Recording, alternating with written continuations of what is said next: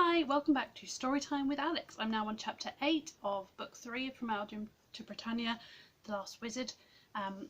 They've now got Sebastian Jones, the missing wizard, back, and Miles has managed to wake him up, and they're discovering that there might be magic in this world, after all, that's different from the magic from Allbyon. So let's see what happens in chapter 8, Unravelling Spells. I realised that I was very hungry and in need of a rest. I looked at the clock on my laptop and realised that I had been busy with this for hours. I went to find Mum and Dad, who were in their study. That used to be a dining room. Mum was marking and Dad was writing up reports. I told them that Sebastian had spoken to me and that he was now asleep. I didn't mention what I had been doing. I went into the kitchen and made myself a peanut butter and banana sandwich. That sounds disgusting. And took a can of fizzy from the cupboard. I was eating it when Rose and Ruth came back. I told Rose that I had unravelled the first spell. I had to explain it all to Ruth and was feeling a little embarrassed blowing my own trumpet. Rose went upstairs to see him and Ruth drew out of her pocket a piece of paper. It had been folded many times and was covered with tiny writing. "What is it?" I asked. "It's a letter from Leia. She wrote it last night and gave it to the fairies to give to me if I came back, so I'm really glad we did." "Can I read it?" I asked, and she handed it over. It was written on both sides of a sheet torn from an exercise book. "Dear Ruth and friends, thank you for trying to rescue us. I'm glad you got the wizard. Mrs. B really hates him, has been using the spell book on him when the blacks weren't around. She told me he killed her husband. She wants to destroy his magic and his book, but the blacks want to use the book for themselves. Lots of arguments. The blacks think Gran is a witch. She used to be, but when her memory started going, she passed it all on to me, but the blacks don't know that. They took us in, but it was a con. They've taken her pension book and keep her locked up. I can't leave her. She gets confused, and I worry how they'll treat her if I'm not there. It was me who stole the wizard's book from his flat. They took me up there and made me climb down tied to a rope. I'm sorry I did it, but they threatened to hurt Gran. Please find another way to get us out. The fairies will help if they can. If you leave a message with the fairies, they will get it to me somehow. But you can also text me. Hecate Black dropped her phone in the garden while she was trying to free her hair from the rhododendron bush. I found it and hid it away. I need to be careful. The blacks are furious at losing the wizard and frightened now they know that there are other real witches and wizards out to get them. It's making them meaner than ever, and they've got some of the nasty mob staying in the house all the time. Text me and I'll read it when I go to bed. Love, Leia." "Wow," I said. "We've got to get them out, but it'll be a lot more difficult now. We've lost the element of surprise and they've seen us all except you. They're on their guard now." "We had a long talk with the fairies. I said the words so that Rose could see them too. They were very pleased with what they'd done to the nasty woman. They said Nasty Man was such a bully that he pushed their glamours away and escaped. We thanked them and gave them a pint of milk. Brownies in stories always like a dish of milk, so I thought they might. They were thrilled. They even loved the plastic bottle it was in. Rose came back down and was pleased with what I had done. She even ruffled my hair, which made me blush, and Ruth laughed at me. I soon retreated upstairs to see if I could untangle any more of the spells.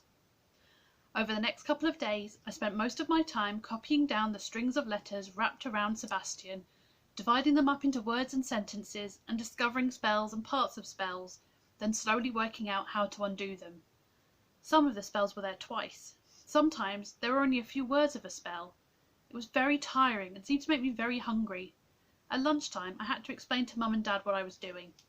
Luckily, Sebastian had woken up, could talk well enough to back me up, and Rose was adamant that I was the only one to do it.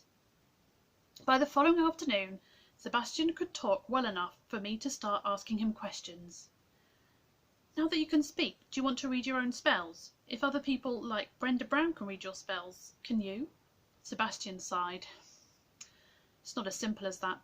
A wizard has a special relationship with his book of spells. He learns his magic, then he writes it into his book of spells. Other people can use the spells in the book, but the spells originate in the wizard. If somehow the wizard loses his magic, he can't access what's left of it in his book of spells, and sooner or later the book would run out of magic. I don't feel any magic in me. I fear she's done something to me." I was so appalled at what he had said that it was only much later, going to sleep on the sofa, that I began to wonder whose magic was undoing those spells. Could it possibly be mine? The next day was Saturday. Dad made us a big fried breakfast, which I scoffed down. Mum suggested I should go for a walk to get some fresh air, but I could not stop while there were spells for me to unravel. By then it was much clearer to Mum and Dad what I was doing. By the end of the day they seemed strangely impressed. I don't know what it must have been like for them to see their 13-year-old son doing something so strange. I could see Dad's Fortean side coming to the fore. He would have written it up as an article for the Fortean Times if he hadn't known how secret this all was. Eventually, on Sunday afternoon, I seemed to have untangled all the spells but one. Sebastian had regained the colour in his face. He could talk clearly and got out of bed. At first he was wobbly because he hadn't walked for days, but as he walked around the house and garden his strength returned. I had all the letters that remained written in my notebook. I could see words, I could see phrases. I spent an hour looking for the spell they were part of, and then I realised it was the spell I had copied into my book, the spell to remove the magic from a wizard. The trouble was, by now I understood the spell better, and realised that Sebastian had never quite remembered that spell completely. He'd never found a wizard to try it on, even if he had wanted to, so he had no way of knowing if he had remembered it exactly. The words I read on the laptop were different from the words I had written on my pad in important places. I sat back to think. Brenda Brown had read the spells from Sebastian's book. She had not done it very well, but the words were significantly different. By now Sebastian was much more with it, but very vague about actual magic spells, no doubt because of this spell. Even with his book, he could not perform any magic. I sat back. Sebastian had been walking around the garden, but now came back into my bedroom to have a rest. He sat on the edge of the bed, looking down at the floor. "There's one more spell," I said to him. "It's wrapped around your heart." "That would be the spell that took my magic away," he said bluntly, without looking up. "Yes. Do you feel that?" He looked up at me. "You know the little ball of light you made? That was the first spell I ever did. The first spell my master taught me. I can't even do that now. I've tried. Physically I'm okay, getting over being tied to a chair for days, but..." He paused. "I'm the last wizard of old Allbyon, or I was until that woman used my own spell against me. That's what she wanted, you know. The blacks wanted to turn me to the dark side." He made quotation marks with his fingers. "But she wanted to destroy me, and realised that the best way to do that was not to kill me, but to take away my magic. She argued with the blacks about it, then sneaked in and cast the spell when they weren't around." "Did you kill her husband?" "No. I terrified them both, so they ran back to Scotland, but he died of a heart attack 6 months later. She wanted to blame someone, so why not me? You know, I can't use what you wrote that's on the flash drive. It's not the same as the spell she read out from your old book of spells." "I worked that out while I was walking around the garden. You know, I wrote the version in the book not long after arriving here. I was full of anger at the wizards who had nearly destroyed the world, who had exiled me from where I belonged. I was always certain I'd remember it right. Of course, I couldn't try it out. There were no other wizards. Then, well, I forgot about it. Hundreds of years passed, and I never found the whiff of any magic that had not come out of old Allbyon. When the book went missing during the war, I don't suppose I thought about that spell for over 200 years. I wrote it out as best as I could remember and copied it onto the computer, but I still had no way of testing it, and clearly I got it wrong." He sighed. "You know, I never thought I was better than anyone else because I was a wizard, but a wizard is what I am, and have been for nearly 400 years. And now I'm not. There's something missing inside me now that will never be filled with anything else." He looked bleakly down at the floor again. "Then we have to get your book of spells back from that house," I said. "If we can. We're going to need to do it quickly. Brenda Brown knows she used that spell on me, even if the blacks don't, and she will want to destroy the book as soon as she can, even though the blacks will do everything to stop her. Can I ask you something?" He looked up at me again. "Of course you can." "Why didn't you destroy the book of spells yourself? You must have destroyed whatever you wrote after you lost it, after you wrote out on the flash drive, didn't you?" He let out a barking kind of laugh. "Yes, good question. When Ruth and you gave it back to me, it was like meeting an old friend. I started writing that book 350 years ago. Over that time I changed my name and my clothes and my hair and everything else about me several times, except the magic and my book of spells that it was written in. When all that business with the fraternity was over, I took it back to my flat and it sat on my desk for months. It had caused so much trouble, but I couldn't destroy it. It was part of me. When I thought about destroying it, it felt like cutting off a foot, so I bricked it up behind my kitchen cupboard, the one I kept my porridge oats and cornflakes in, not in my study with a protective spell on it. Somehow, I thought it would be better protected in a non-magical way, as if it were a canteen of silver cutlery. He shrugged. It's my own fault I'm sitting here without a spell in my head or my heart. We need to get it back and make you a wizard again. Yeah, that would be good, if we can, if I even deserve it. He didn't look confident that we could. He didn't look like himself at all. I only had a notebook with a few spells. I'd only cast them a couple of times, and I already knew how much I'd miss them. If you don't mind, I think I'll take a nap before dinner, he said.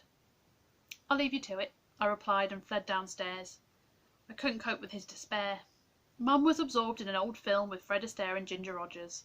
I went into the kitchen for a snack and a think. Rose and Father Joe were there, making the dinner. Dad was next door in Miss P's cottage, probably playing with Gremlin. Ruth was in the spare room, working on a holiday project for school. I found a packet of crisps. Don't spoil your appetite, Rose said, and went out into the back garden. There was a movement over by the back fence. I thought it might be Misty, but it was a fairy. Ruth had told me there were fairies in Miss P's garden. This one must have come through the fence. I knelt down. Hello, I said. I'm Miles. The fairy looked at me and put his tiny head to one side. You're the new wizard, it said in his tiny whispery voice. I wanted to say, oh no, I'm not, but I'd just spent 3 days undoing magic spells, so perhaps it was right. Yes, I suppose I am. Just an apprentice, though. You're making the big wizard better. Keep on. We need more magic. Lots more magic. Then it was gone. I knew what we had to do. We needed to get back Sebastian's old book of spells from Brenda Brown and the Blacks and their nasty mob. Then I could find the spell as she had spoken it, and then I could undo it. And we had to do it before Brenda Brown had the chance to destroy the book. Father Joe and Rose were making a proper roast dinner, and we were expecting Marco soon. After dinner I would have to tell them about the spell, about what we needed to do. I was not looking forward to it. I did not want to talk about it in front of Sebastian, in the presence of his despair. Maybe Sebastian knew how I felt. As we sat drinking coffee and eating mince after dinner, he suddenly said, Miles has got something to tell you. It'll be easier for him if I'm not here. He stood up and disappeared upstairs. Everyone looked at me, so I told them. Ooh, lost my place. That book of spells, exclaimed Rose. Why do wizards need to write everything down? She looked at me. Sorry, Miles. I know that's just how wizards' magic work. How are we going to get it back? We need to free Leia and her grand too, said Ruth, but I don't know how to do that either. Oh, that's the end of that chapter. So let's see if we come up with any answers to those questions in the next one. See you then.